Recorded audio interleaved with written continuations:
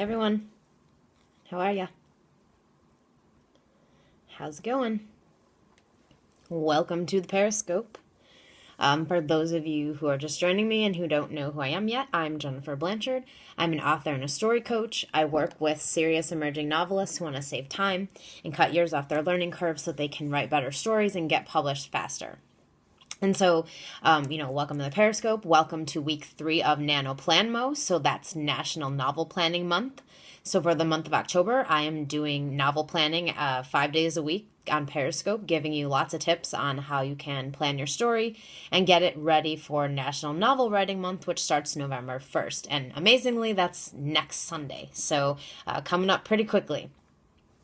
And so, this week I've been talking about story structure. Yesterday I gave an overview, just in general overview of story structure from start to finish, how it works, what it's all about. And then the next few days, today and the next few days, I'm going to be diving deeper on the structure points and explaining them more, giving some examples to kind of help you illustrate how they work. But if you didn't catch the videos from the previous weeks or from yesterday and you want to see them, you can go to this link right here, catch.me/inkybites. And that is my Twitter name. And all the replays will be here for you, so you can check them out. All right, so today I am focusing on the first 2 structure points in your novel, which is the hook and the first plot point. So just to kind of explain what these are, the hook is this moment that happens in the very beginning of your story. If it's a movie, it's usually within the first few scenes, within the first 10 minutes at least. And if it's a novel, usually you see the hook within the first 20 pages. A lot of times it's within the first chapter of the story. But the idea of the hook is really just letting the reader know that something more is coming. So the hook is tied into your first plot point in some way. So it may not give us the exact what's happening at your first plot point, but we're getting a little hint of something else is coming so that the reader knows, hey, the story isn't just about this person's life. This is an actual story. There's something more happening, and you're going to see it happening as we get to the first plot point.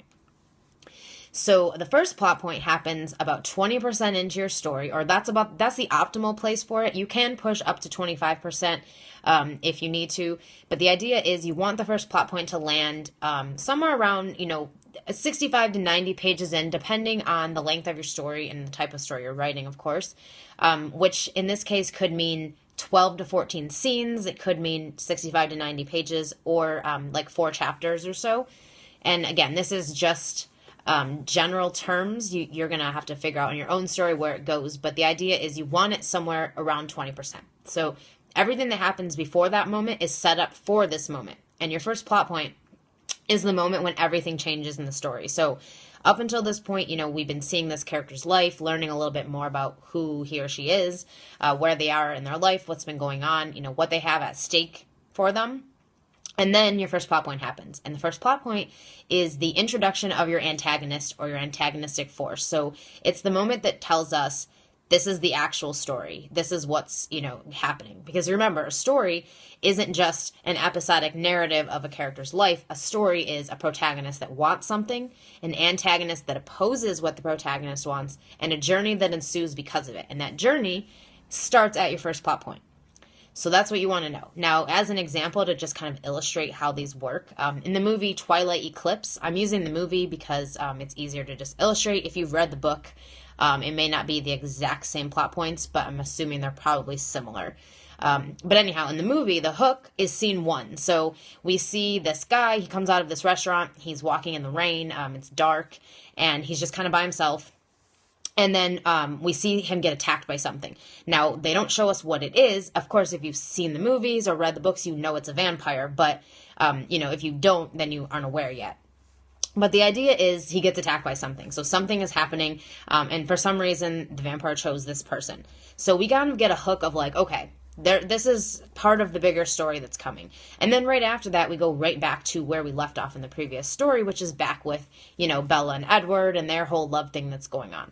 And then we have the first plot point, which happens, about 20 or so minutes in. I don't know the exact number count at this off the top of my head, but the scene that happens to set it up is you see the guy from the beginning of the story. So the guy from the hook, he is in Bella's room. And he's looking at all her stuff. He's touching everything. He sees her dad, and then he leaves.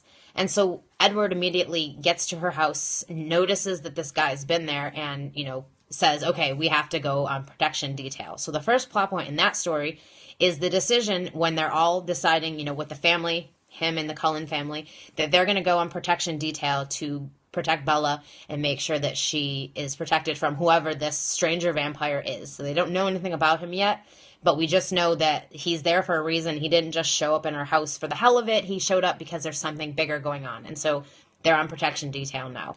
The decision to go on protection detail is what starts the journey. It's what starts the journey across the course of the story, and them having to now defeat the antagonist who, we know as watchers of the movie is the guy from the first scene, but of course they're not aware of it yet in the story. But that's your first plot point. So that's how it works, and that's where it goes in your story.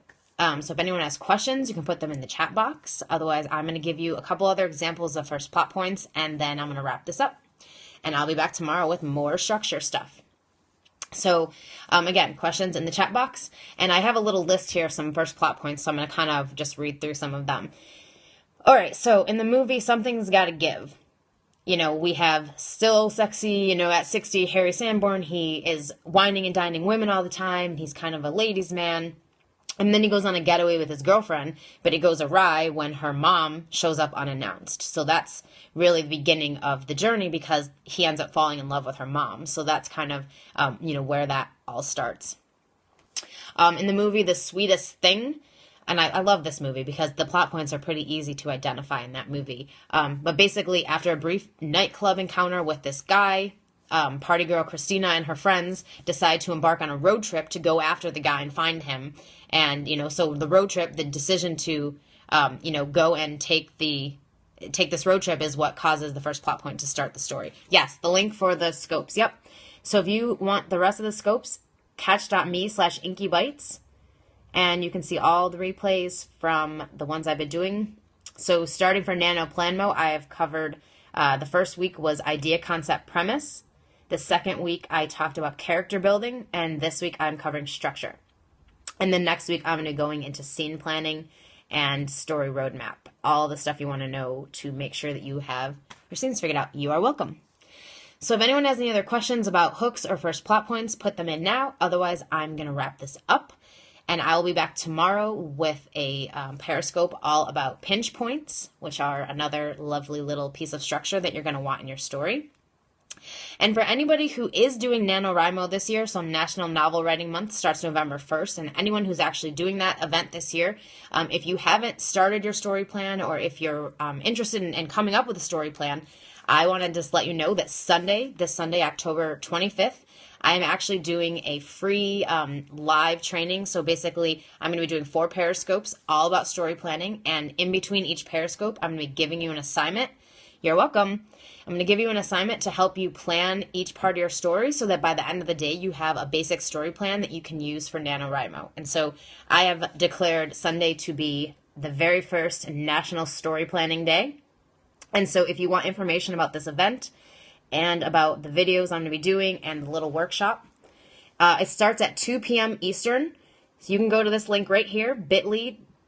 So bit.ly/storyplanday, and that's story plan day is capitalized. If you put it in lowercase, it won't find it, so you have to do capitalized. But all the information about the event will be on here, including, where the event's taking place, what topics I'm covering, and what time the videos will be going on.